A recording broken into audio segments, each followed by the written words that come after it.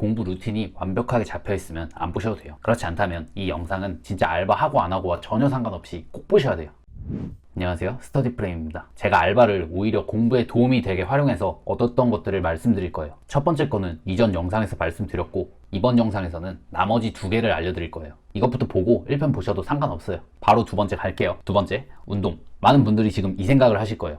뭐 중요하다는 얘기는 많이 듣긴 했어. 근데 공부하기도 아까운 시간에 무슨 운동을 꼭 시간 내서 해야 돼? 운동은 적어도 서너 달은 해야 효과 볼 수 있는 거 아니야? 난 아직 어려서 건강하니까 안 해도 되지 않나? 이게 제가 첫 시험 때 그대로 했던 생각이에요. 운동하라는 얘기를 못 들어본 게 아닌데도 저 생각을 굳게 품고 운동을 안 했습니다. 그 당시에 저를 포함해서 공부 경험이 많이 없으신 분들이 하는 착각이 있어요. 하루 종일 뛰댕기는 것도 아니고 그냥 앉아만 있는데 무슨 체력을 써? 이런 착각을 많이들 합니다. 하루 종일 앉아있는 게 처음에는 체력적으로 별 타격이 없게 느껴질 수도 있어요. 근데 그게 한 달, 두 달 쌓이다 보면 분명히 한계가 오거든요. 진이 빠지다 라는 표현 있잖아요. 저는 그 느낌을 전에는 느껴본 적이 없어서 어떤 상태인지 몰랐거든요. 이게 하루 종일 앉아만 있는 생활을 몇 달 하고 이제 슬슬 더워지기까지 해. 그러니까 진이 빠진다라는 상태가 뭔지 알겠더라고요. 제대로 공부하는 시간도 엄청 줄었고 결국 떨어졌죠. 그렇게 된 원인이 여러 가지가 있었겠지만 그 중에 하나는 신체 활동 부족이라고 판단을 했어요. 그래서 재수 때는 운동을 꼭 해야겠다 이렇게 생각을 했죠. 근데 이 알바를 해보니까 매일 아침에 2시간씩 막 접시 옮기고 반찬 닦고 테이블 닦고 꽤 몸을 많이 움직이더라고요. 그래서 이 알바를 하는 동안은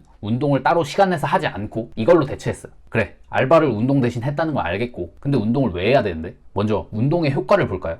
운동을 하면 이런 부분이 좋아진대요. 근데 여러분은 이걸 보고 이렇게 생각할 거예요. 이런 거는 꾸준히 시간을 들여야 효과가 오는 거잖아요. 우리는 지금 이런 걸 원하는 게 아니라고요. 근데 놀랍게도 이런 거 말고 당장 30분만 운동을 해도 이런 효과들을 얻을 수 있습니다. 단순히 체력을 늘려주는 게 단 줄 알았는데 이제 운동을 해주면 자신감도 오르고 부정적인 마인드도 많이 사라져요. 그리고 스트레스에 무뎌지는 효과도 있어요. 자연스럽게 슬럼프도 줄어들겠죠. 그리고 성공의 가장 중요한 요소라고 알려진 자기 통제력, 이게 길러집니다. 저는 공부를 하는 데 있어서 당연히 열심히 하는 것도 중요하지만 뇌를 맑은 상태로 유지하는 것, 즉 뇌의 컨디션을 관리하는 것이 굉장히 중요하다고 생각해요. 뇌 컨디션만 잘 관리해도 남들보다 적은 시간 공부하고도 좋은 성적을 얻을 수가 있어요. 운동선수들이 자기 몸 컨디션을 철저하게 관리하잖아요. 그거랑 똑같아요. 우리도 하루 종일 뇌를 쓸 거니까 그 뇌의 상태를 좋게 해줘야 될 거 아니에요. 근데 운동은 이 뇌의 컨디션을 좋게 해주는 효과가 이렇게나 많다는 거예요. 요약하자면 시간을 조금 내서 운동을 하는 게 공부만 하는 것보다 효율이 훨씬 좋다는 겁니다. 이렇게 말을 해도 1시간이 아쉬운 분들이 있을 거예요. 그 입장도 당연히 이해해요. 그래서 제가 시간도 많이 안 쓰면서 효과도 볼 수 있는 운동 루틴을 알려드릴게요. 일주일에 3회 회당 45분씩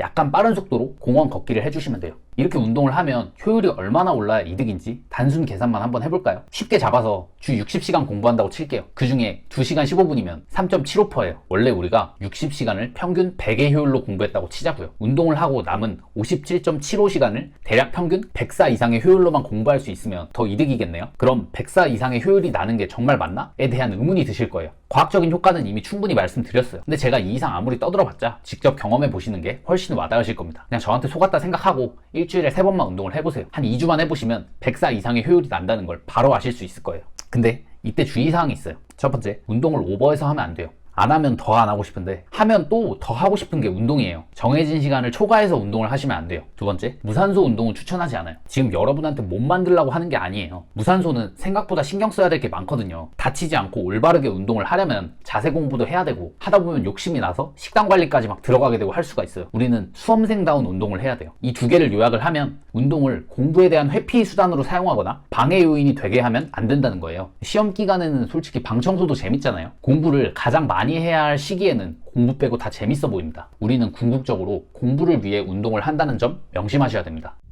세 번째, 페이스 조절. 제가 첫 시험을 보고 피드백을 했을 거 아니에요? 안 하면 시험 본 의미가 없잖아요. 첫 시험에서 잡아낸 큰 실패 요인 중 하나가 페이스 조절을 안 한 거였어요. 마라톤에서는 처음부터 전력 질주하면 완주를 못하니까 페이스를 조절을 하잖아요. 처음부터 전력으로 공부를 하다가 나중에 지쳐보니까 공부도 마찬가지네 이런 생각이 들더라고요. 그래서 페이스 조절 전략을 세웠어요. 처음에는 공부 시간을 약간 적게 가져가다가 점점 늘려나가서 시험에 임박하면 공부 시간을 최대로 늘려서 공부하자, 이런 전략을 짠 거죠. 그래서 전략적으로 알바를 해서 페이스 조절을 한 거예요. 알바를 일종의 억제기로 쓴 거죠. 강제 기상이랑 운동, 이 두 개는 이해할 만 하잖아요. 근데 이 개념은 내가 공부를 너무 하다가 나가 떨어져 본 경험, 그러니까 번아웃이라고 하죠. 이걸 겪어본 분들이 아니면 이해하기가 다소 어려우실 거예요. 어쨌든 이 전략대로라면 시험에 임박해서는 알바를 할 수가 없겠죠. 그래서 D-100일까지만 알바를 하기로 선을 그어놓고 일을 했어요. 여러분은 대부분 마라톤 같은 거는 진짜 육체적인 한계가 있으니까 막 숨 헐떡거리고 더 이상 못 뛰겠고 하잖아요. 그러니까 페이스 조절을 한다는 개념에 대해 쉽게 납득을 합니다. 근데 이게 공부에서도 적용된다는 걸 제대로 아는 사람은 많이 없어요.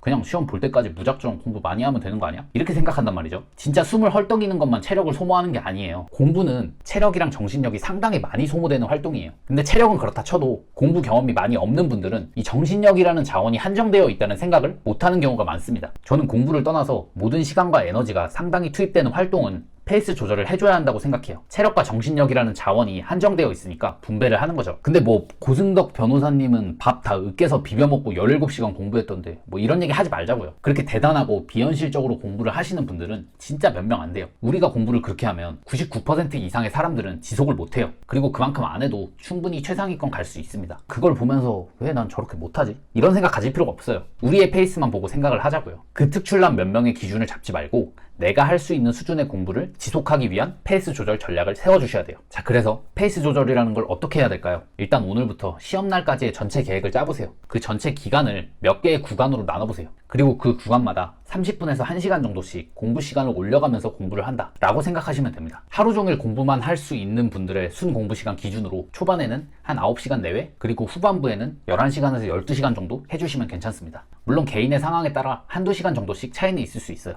뭐 어쨌든 공부 효율만 받쳐준다면 어떤 시험이든 합격하기에 적은 공부 시간은 아니에요. 뭐 난 처음부터 15시간 공부할 수 있는데 하면서 오버하시면 중간에 나가 떨어질 확률이 큽니다. 마라톤 초보들이 처음부터 빠르게 달리다가 완주 못하는 것처럼요. 그러면 초기에는 공부하고 남는 시간에 뭘 해야 될까요? 그때는 체력과 정신력을 만들어 주셔야 돼요. 이 공부 페이스를 유지하고 나중에는 전력으로 달릴 수 있게 공부에 무리가 되지 않는 선에서 운동을 좀 더 해서 체력을 키워두셔도 되고요. 잔잔하게 휴식을 해서 정신력을 회복해 주셔도 됩니다. 잔잔한 휴식이 뭐지? 휴식 때 뭘 하고 쉬어야 하는지는 다른 영상에서 제가 잘 설명해 두었어요. 뒤에 띄워드릴 테니까 이 영상 끝나고 보러 가시면 돼요.